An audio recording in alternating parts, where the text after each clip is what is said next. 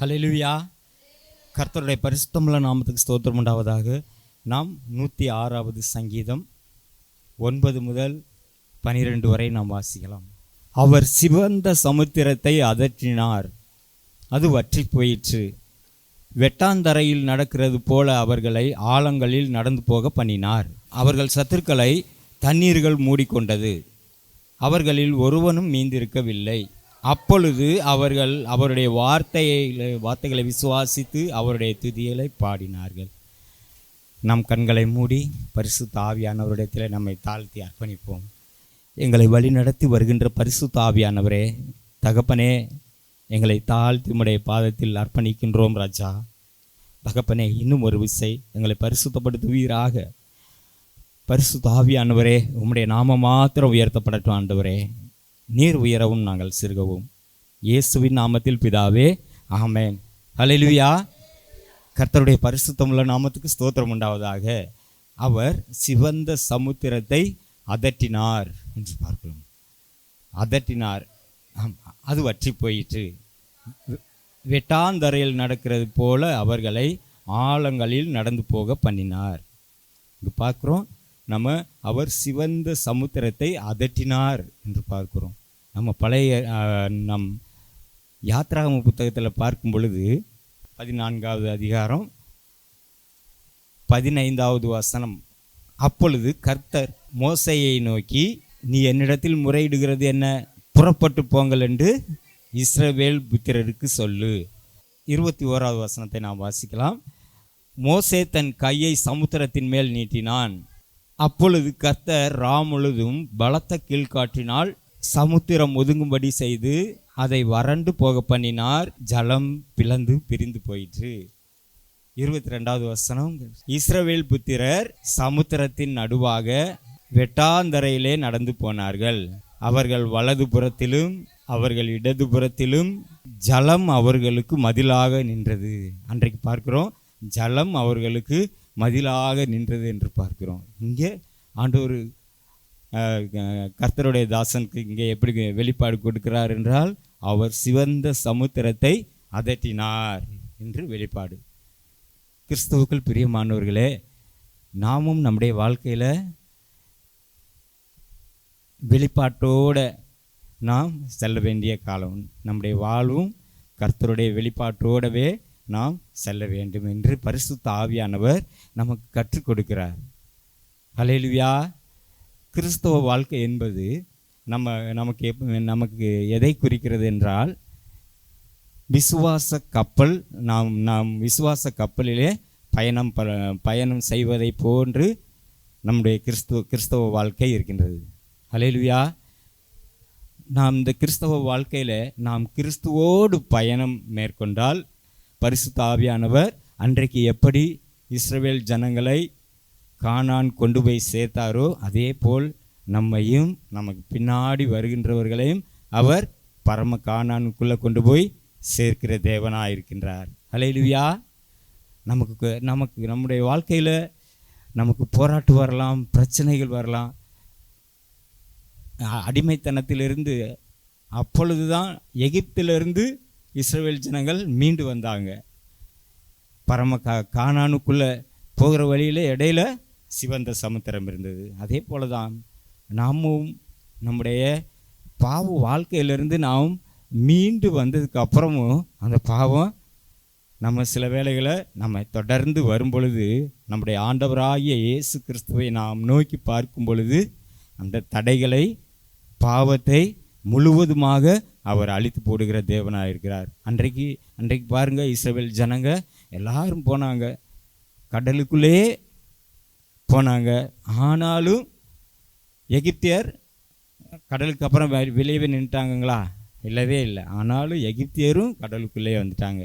ஆனால் நம்மை அன்றைக்கு இஸ்ரவேல் ஜனங்கள் எல்லாரையும் கடற்கரையில் சேர்த்ததுக்கப்புறம் எகிப்தியர் முழுவதையும் மூடி போட்டது. அதே போல தான் நம்முடைய வாழ்க்கையில் நாம் புலம்பிக் கொண்டிருக்கலாம், ஆண்டவரே, இன்னும் ஆண்டவரே, இந்த பாவம், இந்த போராட்டம், இந்த பிரச்சனை என்னுடைய விசுவாச வாழ்க்கையில் தொடர்ந்து வருகின்றதே என்று சொல்லி நாம் இன்றைக்கு நம்முடைய ஆண்டவராகிய இயேசு கிறிஸ்துவை நாம் நோக்கி பார்க்கும் பொழுது இன்றைக்கு ஆண்டவராகிய இயேசு கிறிஸ்து அந்த காரியங்களை, போராட்டங்களை, பிசாசின் கிரியைகளை அதட்டுகிற தேவனாய் இருக்கின்றார். அல்லேலூயா. அன்றைக்கு எப்படி அதட்டினாரோ இன்றைக்கும் அவர் நம்முடைய வாழ்க்கையில் எழும்புகின்ற பிரச்சனைகளை அதட்டுகிற தேவன். அல்லேலூயா. அவர் நேற்றும் இன்றும் என்றும் மாறாத தேவனாய் இருக்கிறார். வானத்திலும் பூமியிலும் சகல அதிகாரமும் நம்முடைய ஆண்டவராகிய இயேசு கிறிஸ்துவுக்கு கொடுக்கப்பட்டிருக்கிறது.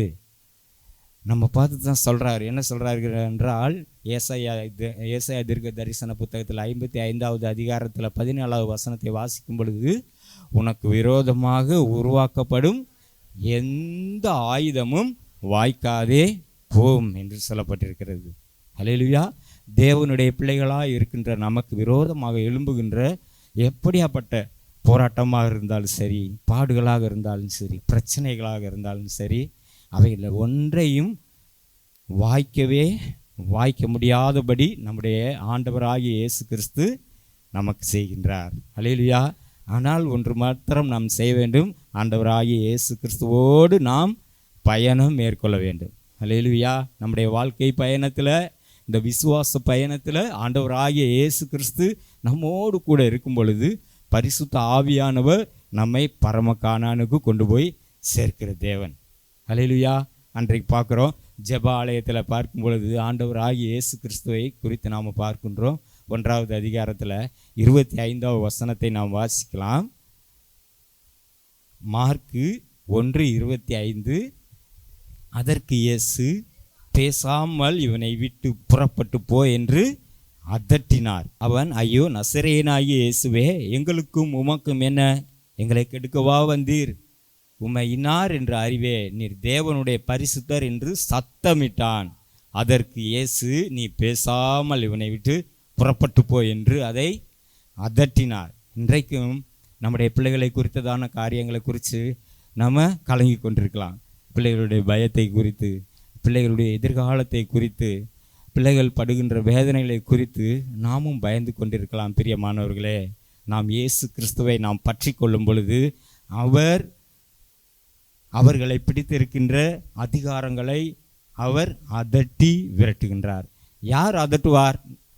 அதிகாரம் உடையவர்கள் மாத்திரமே அதட்ட முடியும். அல்லேலூயா. நம்முடைய ஆண்டவராகிய இயேசு கிறிஸ்துவுக்கு வானத்திலும் பூமியிலும் சகல அதிகாரம் கொடுக்கப்பட்டிருக்கின்றது. நம்முடைய பிள்ளைகளை குறித்து நாம் கலங்க வேண்டாம். அவர் ஆண்டவராகிய இயேசு கிறிஸ்து சொல்லுகின்ற வார்த்தை, நான் மரித்தேன், ஆனாலும் சதா காலங்களிலும் உயிரோடு இருக்கின்றேன் என்று நம்முடைய ஆண்டவராகிய இயேசு கிறிஸ்து நமக்கு கற்றுக் கொடுத்திருக்கின்றார். லூக்கா சுவிசேஷத்தில் நாம் வாசிக்கும் பொழுது 4வது அதிகாரத்தில் 41வது வசனத்தை நாம் வாசிக்கலாம்.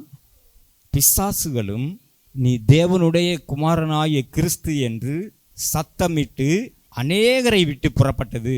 அவரை கிறிஸ்து என்று பிசாசு என்று அறிந்திருந்தபடியால் அவர் அவைகளை பேச ஒட்டாமல் அதட்டினார் என்று பார்க்கின்றோம். அதற்கு முன்னாடி வசனம் நாம் வாசிக்கும் பொழுது, சூரியன் அஸ்தமித்த போது ஜனங்கள் எல்லோரும் தங்களுக்குள்ளே பல வியாதிகளால் வருத்தப்பட்டவர்களை அவரிடத்தில் கொண்டு வந்தார்கள்.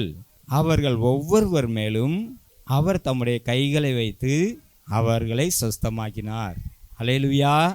நம்முடைய ஆண்டவராகிய இயேசு கிறிஸ்துவிடத்தில் நம்முடைய பிள்ளைகளை கொண்டு வரும் பொழுது அவர்கள் எப்படியாப்பட்ட வியாதி உள்ளவர்களாக இருந்தாலும் சரி, கீழ்ப்படியாதவர்களாக இருந்தாலும் சரி, கீழ்ப்படியாமைக்குள்ள கொண்டு செலுத்துகின்ற பிசாசின் கிரியைகளாக இருந்தாலும் சரி, அவைகள் எல்லாவற்றையும் நம்முடைய ஆண்டவராகிய இயேசு கிறிஸ்து இன்றைய நாளிலே அதட்டுகிற தேவன். அல்லேலூயா. நம்முடைய வாழ்க்கையில் நாமும் நம்முடைய ஆண்டவராகிய இயேசு கிறிஸ்துவை மாத்திரம் நாம் பற்றி கொள்ளும் பொழுது நம்முடைய குடும்பத்தையும் நம்முடைய எதிர்காலத்தையும் அவர் நமக்கு வருகின்ற போராட்டங்களிலிருந்து, பிரச்சனைகளை அதட்டி, போராட்டங்களை அதட்டி நம்மை ஆசீர்வதித்து பரம கானானுக்குள்ளே கொண்டு போய் சேர்க்கின்ற தேவன். அல்லேலூயா. நம்முடைய எண்ணமெல்லாம் ஏக்கமெல்லாம் மெதுவாக இருக்க இந்த பூமியில் நம்ம பிறந்துட்டோம். நம்முடைய எண்ணமெல்லாம் ஏக்கமெல்லாம் நம்முடைய டார்கெட்டெல்லாம் எதுவாக இருக்க வேண்டும் என்றால், 1 தெசலோனிக்கேயர் 4வது அதிகாரம் 16 முதல் 18 வசனங்கள் மாத்திரமே. அல்லேலூயா. 1 யோவானில் 2வது அதிகாரத்தில் 25வது வசனம் இப்படியாக சொல்லி இருக்கின்றார், நமக்கு நித்திய ஜீவனை அளிப்பதே அவர் நமக்கு செய்திருக்கின்ற வாக்குத்தத்தமாக இருக்கின்றது. அல்லேலூயா. அந்த வாக்குத்தத்தத்தை நாமும் நம்முடைய பிள்ளைகளும் நாம் பெற்றுக்கொள்ள வேண்டும் என்றால் நம்முடைய டார்கெட் 1 தெசலோனிக்கேயர் 4வது அதிகாரம் 16 முதல் 18 வரை. இயேசுவானவர் மரித்த பின்பு எழுந்திருந்தார் என்று விசுவாசிக்கிறோமே, அப்படியே இயேசுவுக்குள் நித்திரை அடைந்தவர்களையும் தேவன் அவர்களோட கூட கொண்டு வருவார். கர்த்தருடைய வார்த்தையை முன்னிட்டு நாங்கள் உங்களுக்கு சொல்லுகிறதாவது, கர்த்தருடைய வருகை மட்டும் உயிரோடு இருக்கும் நாம் நித்திரை அடைந்தவர்களுக்கு முந்திக் கொள்வதில்லை. ஏனெனில் கர்த்தர் தாமே ஆரவாரத்தோடும் பிரதான தூதனுடைய சத்தத்தோடும் தேவ எக்காலத்தோடும் வானத்திலிருந்து இறங்கி வருவார். அப்பொழுது கிறிஸ்துவுக்குள் மரித்தவர்கள் முதலாவது எழுந்திருப்பார்கள். பின்பு உயிரோடு இருக்கும் நாமும் கர்த்தருக்கு எதிர்கொண்டு போக மேகங்கள் மேல் அவர்களோடே கூட ஆகாயத்தில் எடுத்துக்கொள்ளப்பட்டு இவ்விதமாய் எப்பொழுதும் கர்த்தருடனே கூட இருப்போம். அல்லேலூயா. கர்த்தருடைய ஆவியானவர் நம்மை ஆசீர்வதித்து வழி நடத்துகிற தேவன். அல்லேலூயா. அப்போஸ்தலனாகிய பவுல் இப்படியாக சொல்லுகின்றார், தீமோத்தேயுவை பார்த்து சொல்லுகின்றார், நீ நல் மனச்சாட்சியும் விசுவாசம் உள்ளவனாயிரு என்று சொல்கிறார். பவுல அன்றைக்கு பார்க்கும் பொழுது 2 தீமோத்தேயு 1வது அதிகாரம் 19 சிலர் தள்ளிவிட்டு விசுவாசமாகிய கப்பலை சேதப்படுத்தினார்கள். இமனேயும் அலெக்சாந்தரும் அப்படிப்பட்டவர்கள். அவர்கள் தூசியாதபடி சிட்சிக்கப்பட அவர்களை சாத்தானிடத்தில் ஒப்பு கொடுத்தேன் என்று சொல்றார். அல்லேலூயா. பவுல் இப்படியாக சொல்றார், தீமோத்தேயுவை பார்த்து சொல்றாரு, நீ நல் மனச்சாட்சியுடையவனாகவும் விசுவாசம் உள்ளவனாகவும் இரு. அன்றைக்கு மோசே விசுவாசத்தோடு செங்கடல் மேல் கையை நீட்டினார். இன்றைக்கு நாமும் நம்முடைய வாழ்க்கையில் ஆண்டவராகிய இயேசு கிறிஸ்துவின் மேல் விசுவாசம் வைத்து அவரோடு கூட நாம் பயணிக்கும் பொழுது பரிசுத்த ஆவியானவர் நம்மையும் நமக்கு ஏற்படுகின்ற எல்லா விதமான பிரச்சனைகளிலிருந்து, செங்கடலை போல இருக்கின்ற எல்லா விதமான பிரச்சனைகளிலிருந்து விடுவித்து பரம கானானுக்கு நம்மை கொண்டு போய் சேர்க்குவார். அல்லேலூயா. பரிசுத்த ஆவியானவர் அதற்கு நமக்கு உதவி செய்கின்ற தேவனாயிருக்கின்றார். அல்லேலூயா. தொடர்ந்து ஆண்டவராகிய இயேசு கிறிஸ்துவோடு நாம் பயணம் செய்வோங்களா? அல்லேலூயா. ஆண்டவராகிய இயேசு கிறிஸ்து தாமே நம்மை தொடர்ந்து ஆசீர்வதித்து வழி நடத்துவாராக.